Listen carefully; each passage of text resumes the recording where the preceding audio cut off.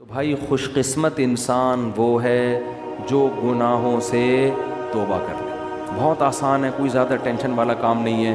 قرآن کہتا ہے ان تجتنبوا کبائر ما تنہون عنہ، اگر تم بڑے بڑے کبیرہ گناہوں سے بچ جاؤ گے، نکفر عنکم سیئاتکم، چھوٹی موٹی خطائیں معاف کر دوں گا. آج بڑا مسئلہ یہ ہے کہ جو دین پر آتا ہے یا تو وہ وہمی ہو جاتا ہے، واش روم میں بیٹھا ہے تو پولیس بھیجنی پڑے گی اس کو نکالنے کے لیے، پاک ہو گیا نکل آ. حقیقت ہے، میرے وہمی نمبر 37 کے نام سے بھی میرے پاس 36 کے نام سے بھی سیو ہے. یہ ہیں پاگل ہوئے ہیں. اتنا نہیں ہے دین مشکل یار، استنجا کرو نکلو پتلی گلی. کہہ رہے نہیں چھیٹ پڑتی ہے، یوں ہوتا ہے یوں ہو جاتا ہے، ایسا نہ ہو یہاں لگ جائے تو پھر آگ چھوئے گی قیامت کے دن. وضو نہیں ہو رہا لوگوں کا. یہ صحیح حدیث ہے کہ وضو میں بال برابر کی جگہ بھی خوش رہ گئی تو حدیث میں آتا ہے جہنم کی آگ چھوئے گی اس کو، کیونکہ وضو نہیں ہوگا، نماز نہیں ہوگی. نماز چھوڑنا تو پھر جہنم میں جانے کا ذریعہ. لیکن وہ آرام سے ہو جاتا ہے. ہمارے نبی بھی تو ایسے آرام سے وضو کر لیتے تھے. یہ تو نبی نے اس لیے بتایا تاکہ ادھورے وضو نہ کیا کرو کہ آدھا منہ دھویا آدھا چھوڑ دیا، آدھے بازو دھویا آدھا چھوڑ دیا. اس کا مطلب وہمی بنانا تھوڑی ہے. بیٹھا ہے وضو خانے پہ، پتہ نہیں گھنٹے گھنٹے ریگمال سے رگڑائی کر رہا ہے پورے نل کے کھول کے اور یوں یوں کر کے. یہ نہیں دیکھ رہا کہ اسراف کا کتنا گناہ ہو رہا ہے. ایک آدمی نے زنا کیا، اللہ بچائے، حرام بچہ پیدا ہو گیا. تو کسی نے کہا کہ ابے کمبخت جب زنا ہی کرنا تھا تو ایسے طریقے سے کرتا کہ بچہ تو پیدا نہ ہوتا. کہتے ہیں نسل روکنا مکروہ ہے. نسل روکنا اسلام میں کیا ہے؟ ابے تو یہ جو تو کر رہا ہے یہ کیا ہے؟ یہ مکروہ. اتنا سری زنا کر رہا ہے اور بچہ روکنا کیا کہتے ہیں اسلام میں کیا ہے؟ مکروہ، ناپسندیدہ عمل. تو یہی ہو رہا ہے، وہ جو اسراف ہو رہا ہے، گھنٹوں گھنٹوں وضو کا پانی برباد ہو رہا ہے، اس پہ جہنم کا خطرہ نہیں ہے اس کو. اور یہ ہے کہ اگر یہ خوش رہ گیا تو کیا ہو. تو وہمی بنے ہوئے ہیں. وہمیوں سے نکلیں، کبیرہ گناہوں کو چھوڑ دیں، بس جنت ہے انشاءاللہ. کبیرہ کیا ہے؟ سب سے پہلے نماز کا جان کر قضا کرنا.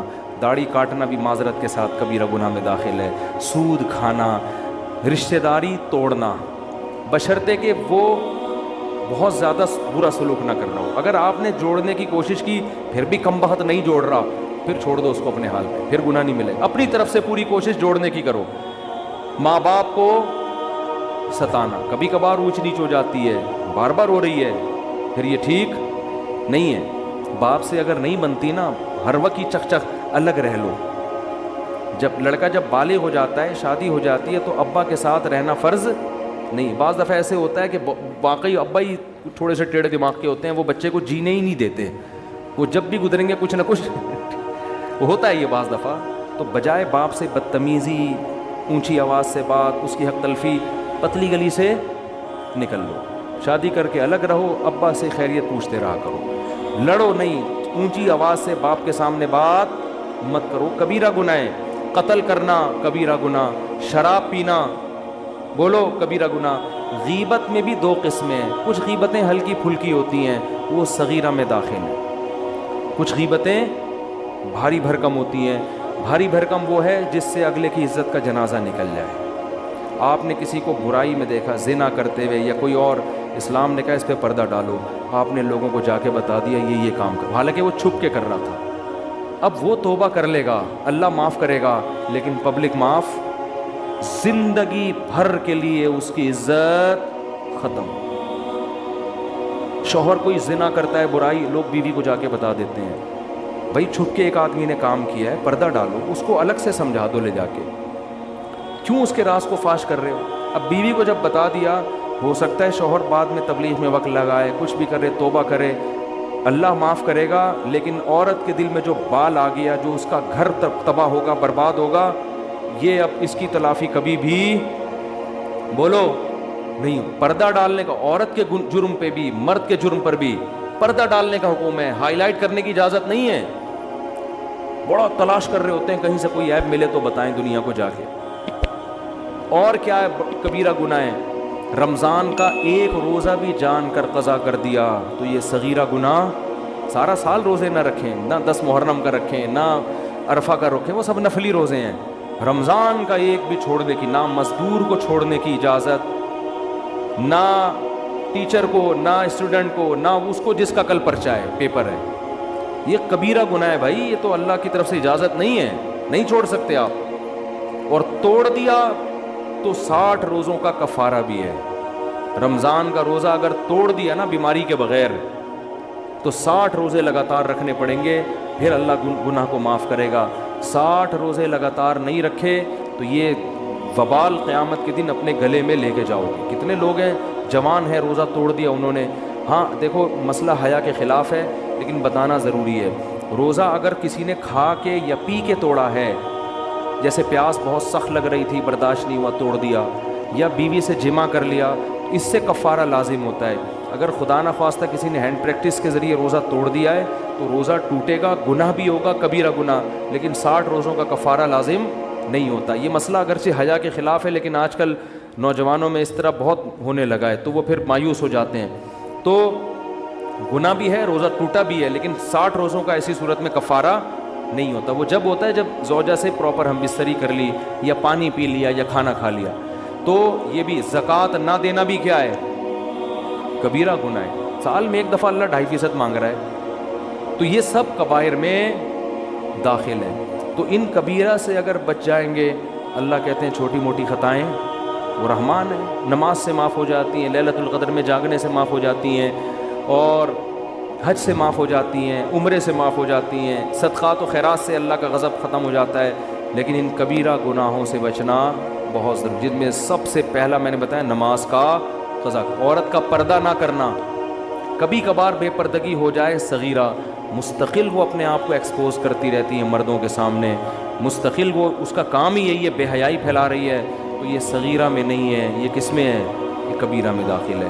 اللہ تعالی ہم سب کو عمل کی توفیق دے. ایک چھوٹی سی بات مجھے یاد آ گئی, وہ پچھلے سال ثنا خان نے توبہ کی تھی نا ماشاءاللہ, وہ مولانا انس صاحب تھے, تو اس پہ بہت لوگوں نے نیگیٹو بھی باتیں کی تھی. ان کا کل فون آیا مولانا انس صاحب کا, وہ اپنی زوجہ کی کارگزاری سنا رہے تھے کہ ماشاءاللہ اشراق کی پابند, تہجد کی پابند, اور کہتے ہیں کہ مجھے شرم آ رہی ہے اس کی عبادت دیکھ کے.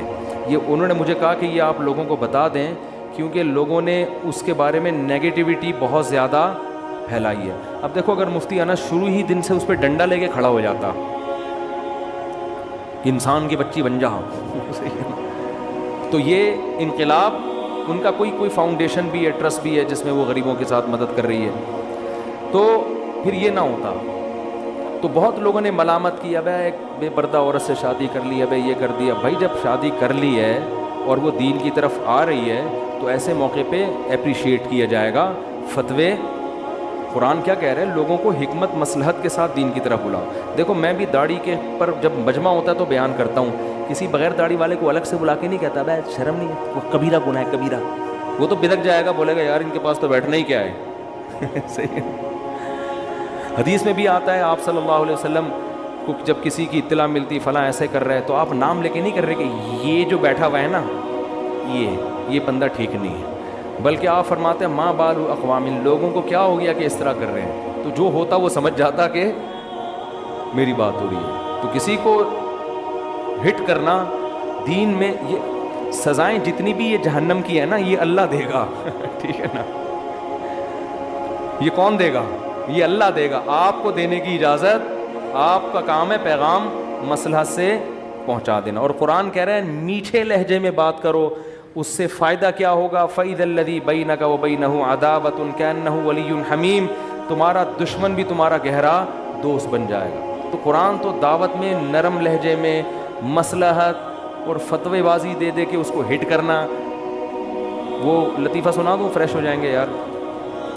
جسم پر یہ کیا ہے, ہاں پرماننٹ ٹیٹو یہ جو بناتے ہیں یہ حرام ہے اسلام میں, نبی نے لعنت فرمائی ہے.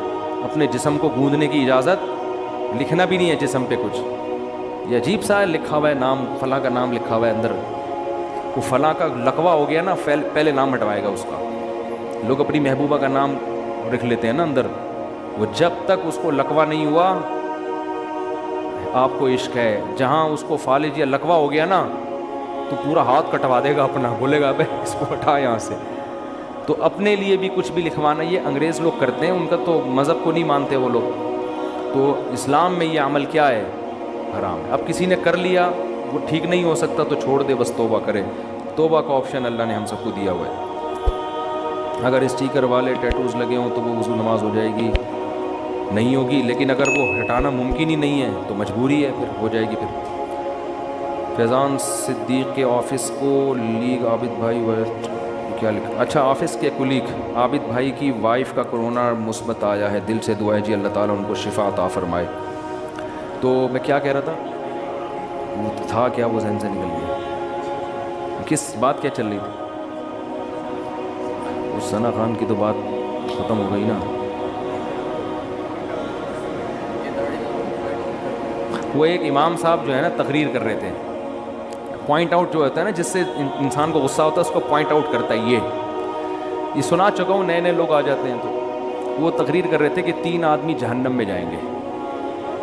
ایک وہ جو نماز نہیں پڑھتا، ابھی تیسرا کہنے نہیں لگتے، ایک دیہاتی کھڑا ہو جاتا ہے کہ بھئی میرا ایک سوال ہے، اس کا جواب دیں۔ وہ کہتے ہیں بیٹھ جا، بات تو مکمل ہونے دے۔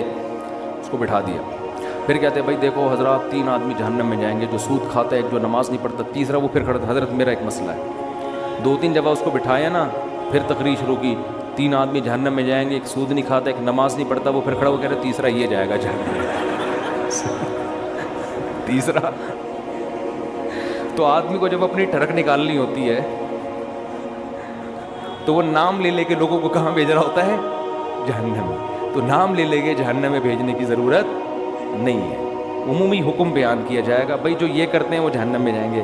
اب کوئی آ کے کہا حضرت وہ آدمی تو یہ کر رہا ہے، بھائی مجھے نہیں پتا وہ کیا کرے گا، ہو سکتا ہے کوئی ایسی نیکی بھی کر رہا ہو، وزن ہوگا نا، گناہ کا وزن، وہ ہو سکتا ہے کوئی نیکی ہو جس کا وزن زیادہ ہو جائے، اور ہو سکتا ہے کوئی گناہ ایسا ہو جس کا وزن زیادہ ہو جائے۔ تو فتویٰ نہیں ہم دے سکتے، بس ایک اصول بتا، ہمارا کام ہے نرمی سے، محبت سے، لوگوں کی عزت نفس کا خیال کر کے دین کی دعوت دینا، اور خاص طور پر جو آ رہا ہے اس کے بارے میں تو حدیث ہے کہ جو ایک بالش آتا ہے اللہ اس کی طرف پورا ہاتھ جاتے ہیں، جو چل کے آتا ہے اللہ دوڑ کے۔ اب دیکھو جو چل کے آ رہا ہے اس پر واجب تھا دوڑ کے آئے، لیکن اللہ کہہ رہے ہیں چلو تھوڑا سا تو آیا نا، تو تھوڑا سا کام کر، زیادہ میں کر دوں گا۔ تو جو بھی فنکار ہیں، اداکار ہیں، وہ اگر تھوڑے سے بھی دین پہ آ جائیں تو ماضی یاد دلا دلا کے ان کو آر نہ دلایا، بھائی کل تک تو ناچ رہی تھی ہیں، ابھی اسکارف پہن کے ٹی وی میں آ کے نعتیں پڑھ رہی ہے۔ غنیمت ہے، گانے چھوڑ دیے، نعتوں پہ آ گئی، اس کے لیے غنیمت ہے، یہ غنیمت ہے۔ اب لوگ کہتے ہیں دیکھو چہرے کا پردہ بھی تو فرض ہے، تو یہ اتنے میک اپ ٹھوس ٹھوس کے جو ٹی وی پہ آ رہی ہے تو کیا یہ جائز ہے؟ تو بھائی ٹھیک ہے، چہرے کا پردہ کرنا چاہیے، اور اگر چہرہ دکھا بھی رہی ہے تو اتنا ڈسٹیمپر خالی نہیں کرنے چاہیے تھے اس کو، لیکن اس کا ماضی دیکھو، اس ماضی سے کروڑا گنا جنید جمشید بیچارے کا بیڑا غرق کیا ایسی باتیں کر کر۔ اس نے توبہ کر لی، سب کچھ چھوڑ دیا، کبھی کبھی اس کو پرانے زمانہ یاد آتا تھا تو گٹار لے کے 2-3 دفعہ ٹن ٹن کر دیتا تھا، بس وہ جو نہیں کرنا چاہیے تھا، لیکن اب بھائی 1-2 دفعہ بجا دیا اس نے، وہ پرانے یاد آئے، پھر خیال ہوا نہیں یار یہ غلط ہے، آہستہ آہستہ آئے گا نا، وہ ایک دم پبلک پیچھے پڑے، ابے ہے تو وہی نا۔ وہ واقعی دین سے واپس پلٹ گیا تھا، اس کو تو پھر مولانا طاری جمیل صاحب نے جا کے پکڑا ہے، داڑھی رکھ کے اس نے کاٹ دی تھی، پوری پراپر داڑھی رکھی، اس شیف کر لی، دوبارہ وہی بن گیا۔ پھر مولانا سے ڈر رہا تھا کہ اب آئیں گے تو اب تو رکھ کے چماٹ پڑے گا، ابے تجھے گھنٹوں گھنٹوں سمجھا کے اتنی محنت کی، پھر وہی مولانا کے پاس آیا، مولانا کوئی بات نہیں بھائی، ہم سزا دینے والے، ہمارا تو دروازہ کھلا ہوا ہے، موت 100 دفعہ داڑھی رکھ کے کاٹو، جب اللہ توبہ کر رہا ہے تو میں اور آپ کون ہوتے ہیں؟ حدیث میں آتا ہے ایک بھائی نیک تھا ایک برا، تو نیک بھائی برے بھائی کو سمجھاتا تھا دیکھ یہ چھوڑ دے، یہی سمجھاتا ہوگا گٹکے مٹکے کچھ اس طرح کی چیزیں، تو انسان بن جا، چھوڑ دے۔ وہ کہتا تھا یار اللہ بخش دے گا، یہ کہنا نہیں چاہیے، یہ بڑا خطرناک جملہ ہے، گناہ سے توبہ کرو بھائی، لیکن وہ کہہ رہا ہے یار اللہ بخش دے گا۔ ایک دن اس نے کہا خدا کی قسم اللہ تجھے نہیں بخشے گا، اللہ کو اس پہ بہت غضب آیا، این المتعلی علی اللہ اللہ یغفر لفنا، اللہ کہتے ہیں میرے اوپر قسمیں کھانے والا کون ہوتا ہے بھائی، تو نیک ہے تو کیا میرے سے آگے نکل گیا ہے؟ حدیث میں آتا ہے اللہ نے دونوں کو موت دی، اس کو جہنم میں ڈالا اور اس کو بخش دیا، اللہ نے صرف اس کو دکھانے کے لیے کہ بخشش کے ٹھیکیدار بننے کی ضرورت، اللہ کے حکام بیان کرو، بخشش کے ٹھیکیدار مت بنو، یہ میرے پاس ہی ہے۔ تو اس لیے یہ تکبر والی باتیں اللہ کو پسند نہیں، آپ بہت نیک بن جائیں، یہی کہیں یار پتہ نہیں میری بخشش ہوگی نہیں ہوگی، سامنے والا کتنا ہی برا ہو اس کے بارے میں آپ سوچیں یار شاید اس کی بخشش ہو جائے، لیکن سامنے والا اپنے بارے میں یہ سوچے کہ میری نہیں ہوگی، میں تو گناہگار ہوں، اس کی ہو جائے گی یہ نیک ہے. ہم الٹا سوچ رہے ہیں میری ہو جائے گی اس کی نہیں ہوگی کمبخت کی, اس کی حرکتیں ٹھیک ہیں. وہ سوچ رہا ہے میں جتنا بھی برا ہوں پھر بھی بخشے گا اللہ, یہ جتنا بھی نیک ہے 2 نمبر آدمی. یہ الٹا سوچ رہے ہیں پھر ٹھیک معاملہ نہیں. اللہ تعالیٰ سمجھنے کی عمل کی توفیق عطا فرمائے.